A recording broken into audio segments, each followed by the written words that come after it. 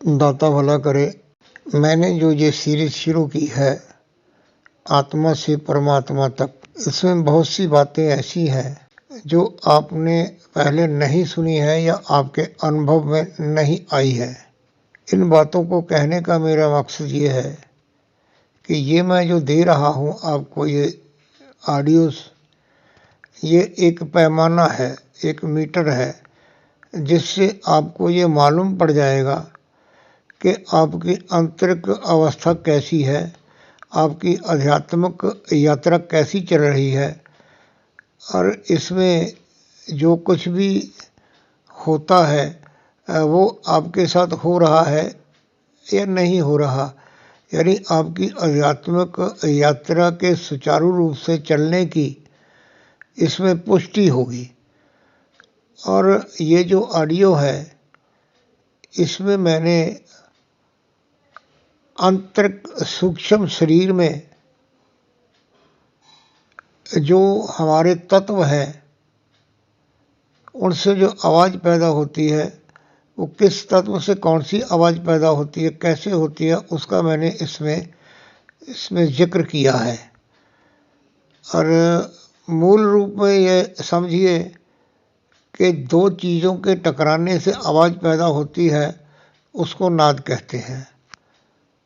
लेकिन जो परमात्मा की तरफ से आ रही है, बिना टकराए हुए आवाज़ आ रही है, उसको अनाहत नाद कहते हैं। तो इसमें आपको बहुत सी गहराई वाली बातें जो है वो सुनने और समझने को मिलेगी। हाँ, समझ उसको आएगी जो इसको ध्यानपूर्वक सुनेगा और एक से ज़्यादा बार सुनेगा तभी।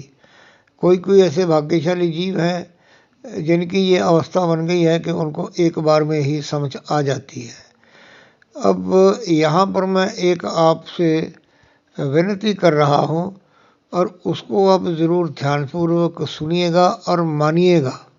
मेरी आँखों में काला मोतिया होने के कारण एक आँख से मेरे को दिखाई नहीं देता और दूसरी आँख में मेरे को 2-1% की रोशनी है।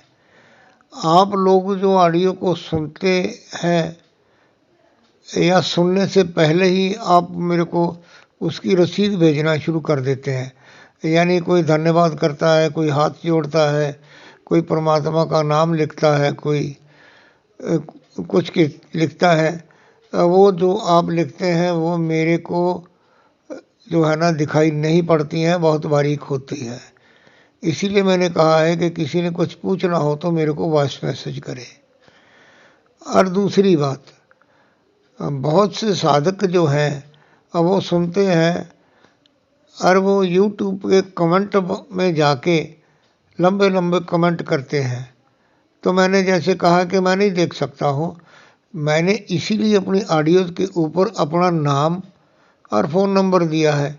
आपने कुछ पूछना है तो सीधा मेरे से बात करो, क्योंकि मेरा कोई डेरा नहीं है, कोई आश्रम नहीं है, मैं किसी से कोई बैंक अकाउंट भेज के पैसे नहीं मांगता हूँ।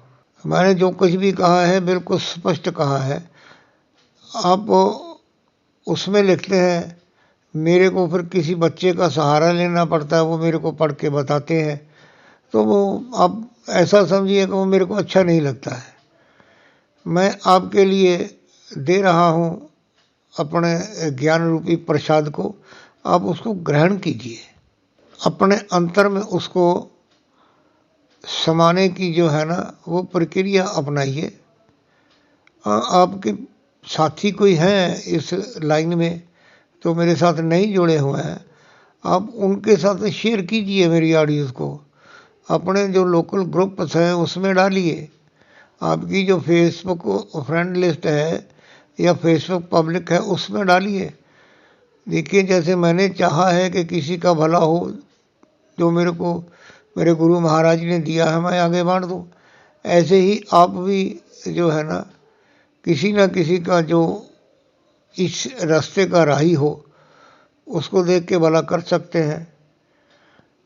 तो इस बात का आप पूरी तरह से ध्यान और ख्याल रखिए। आगे चलो, वीडियो को मैं आगे शुरू करता हूँ और इसको आगे जो है आखिर तक सुनिए कीजिए। और बहुत से भाई साथी ऐसे हैं जो मेरे साथ जुड़े हुए हैं, तो वो मेरे को प्रश्न करते हैं, तो मैं उनको कहता हूँ कि अभी जो मैंने इस हफ्ते में रिसेंट ऑडियो दी है उसको सुना है आपने? तो आगे से कई को मेरे को जवाब मिले हैं, इन 3-4 दिनों में 5-6 लोगों के मेरे को ये जवाब मिले कि अभी तो सुनी नहीं। तो मैंने कहा फिर मेरे को जो प्रश्न किए उसमें तो मैं आप उसका उत्तर दे चुका हूँ।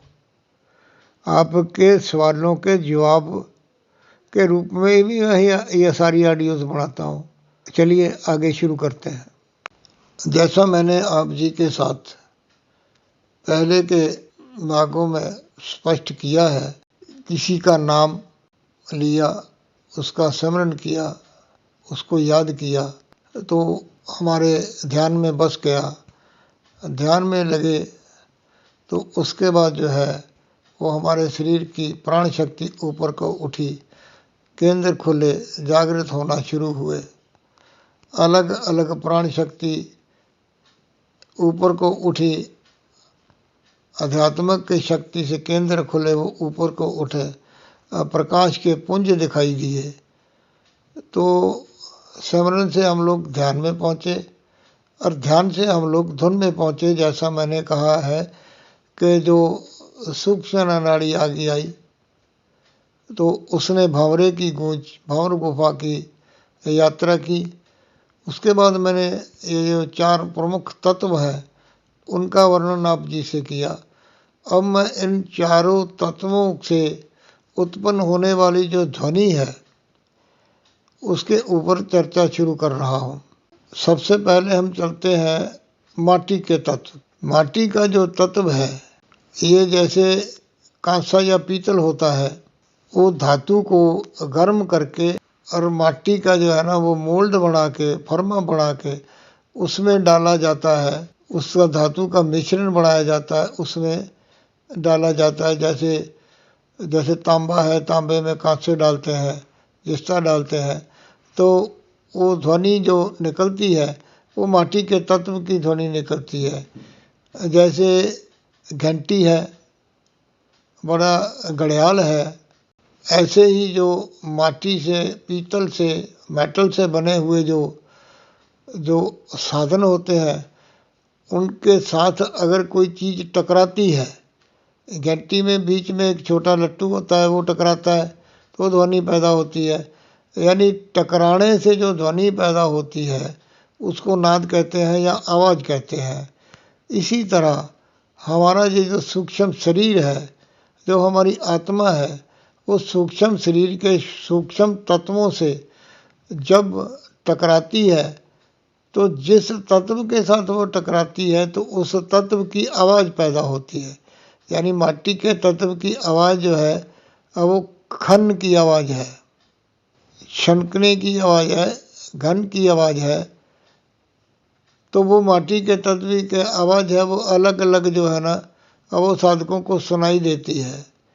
उसके बाद जो जल तत्व है, ये अकेला जल अब आवाज़ नहीं करता। झरना ऊपर से गिरता है लेकिन नीचे आके टकराता है तो उसकी आवाज़ पैदा होती है। बरसात गिरती है, उसकी आवाज़ पैदा होती है, नीचे आके गिरती है, उसकी आवाज़ पैदा होती है। और पुराने ज़माने में गीला चमड़ा होता था तो वो ढोल की आवाज़ पैदा करता था, ढोलक की आवाज़ पैदा करता था। अब तो सिंथेटिक आ गए हैं। तो पुराने ज़माने में जो तबला होता था तो उसको बजाने से पहले आटा लगा के गीला किया जाता था। तो वो जो ढप की आवाज़ है अब वो जल तत्व की आवाज़ है, ढोल की आवाज़ जल तत्व की आवाज़ है। इसी तरह जो अग्नि तत्व की आवाज़ है, अग्नि तत्व जो है जैसे लोह की धातु चाहे जितना मर्जी मोटा हो, उसको अग्नि के द्वारा इतना महीन किया जाता है कि वो तार बन जाती है। और उस तार को जब छेड़ते हैं तो उसमें तुन की आवाज़ पैदा होती है। तुन की आवाज़ यानी कि तुणकारे की जो आवाज़ है, जैसे सितार है, तुम्बी है, ये आवाज़ें जो तुन की आवाज़ है ये अग्नि के तत्व की आवाज़ है। और इसके बाद आया है अवायु तत्व। यानी वायु कहीं पे भी रोक के उसको अगर छोड़ा जाता है तो उसकी वैसी ही आवाज़ पैदा होती है जैसे उनमें प्रमुख है कि बांसुरी, हारमोनियम, बीन, ऐसी जो है ये वायु के तत्व की आवाज़ है। इनमें जो प्रमुख बात जो समझने वाली है कि अकेला कोई कुछ नहीं करता, इनमें से टकराने से ही आवाज़ पैदा होती है। जो घंटी या घड़ियाल है उसके अंदर जो है वो बजता है, जो घड़ियाल होता है उसके ऊपर वो लकड़ी की हथौड़ी से उसको मारा जाता है, वो टकराने से आवाज़ पैदा होती है। झरना जब ऊपर से गिरता है तो नीचे आके उसकी आवाज़ पैदा होती है। जो तार है उसको हिलाने से आवाज़ पैदा होती है। जो बीन है या हारमोनियम है उसको रोक के छोड़ने से आवाज़ पैदा होती है। यानी किसी ना किसी रूप में कोई ना कोई चीज़ जो है वो आपस में टकराती है तो ये नाद कहिए या शब्द कहिए, इसकी आवाज़ पैदा होती है। ये आवाज़ें भिन्न भिन्न हो सकती हैं, साधक को सुनाई देती है, मस्ती देती है, और ये किसी को बाएं कान से सुनाई देती है और किसी को दाएं कान से सुनाई देती है। अब ये जो है ये आत्मा के आंतरिक सूक्ष्म शरीर के तत्वों से टकराने से जो ये है ये आवाज़ें पैदा होती हैं जो अंदर से सुनाई देती है। लेकिन जो परमात्मा है, जब ये सृष्टि की रचना हुई तो उसके पहले कहते हैं कि धुंध थी। आज श्री गुरु ग्रंथ साहब में शब्द आया है कि अरबद नर्बद धुंधुकारा, यानी धुंध का आकार था चारों ओर, और वहाँ पे क्या था, परमात्मा शून्य समाधि में विराजमान था। जब परमात्मा ने सृष्टि की ब्रह्मांड की रचना की तो उसने एक आवाज़ पैदा की। अब वो जो आवाज़ है उसको खामोशी की सदा कहते हैं, यानी जो शून्य था, शून्य में संगीत।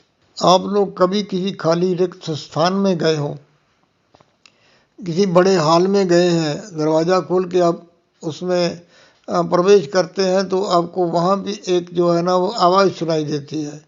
किसी बड़े खेत खलिहान में जाते हैं, वहाँ कोई बोलने वाला नहीं है, वहाँ भी एक आवाज़ सुनाई देती है। और जो यानी शून्य का संगीत है अब वो परमात्मा की तरफ से सृष्टि की रचना जब हुई तब से पैदा हुआ, और उसको जो है सनातन ने शून्य का संगीत कहा और उसको क्रिश्चियनिटी में साउंड ऑफ इन्फिनिटी कहा। ऐसे ही जो ये सुनाई देता है ये परमात्मा की तरफ से है, जो आत्मा को खींचता है अपनी तरफ, ऊपर की तरफ, परमात्मा की तरफ। ये सुनने का जो संगीत है ये जब सुनाई देने लगता है तो ये कभी बंद नहीं होता।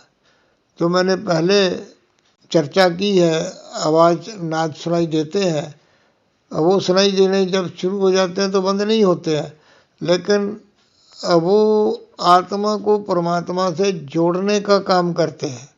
आहिस्ता आहिस्ता से ये जो तत्वों की आवाज़ें हैं ये ख़त्म हो जाती हैं, बंद हो जाती हैं, और परमात्मा को जो शून्य का संगीत है उसमें ये साधक जो है ना वो समाने लगता है। जैसे जैसे साधक इन तत्वों में समाने लगता है तो उसके ध्यान में परिपक्वता आ जाती है। मन के जो विचार हैं वो उठने बंद हो जाते हैं। एक ऐसी अवस्था बनती है कि दुनिया से बेगाना होने को मन करता है कि मैं अपने एकांत में बैठा रहूं और इसी को सुन के इसी में गुम होया रहूं, इसी में समाया रहूं। ऐसी अवस्था जो है वो बन जाती है। तो ऐसी अवस्था बन जाती है तो यहाँ तक पहुँच के वो साधक कहता है इतना कुछ हुआ तो इससे मेरे को लाभ क्या होगा। इसकी चर्चा मैं अगले ऑडियो में करूँगा। धन्यवाद। दाता भला करे।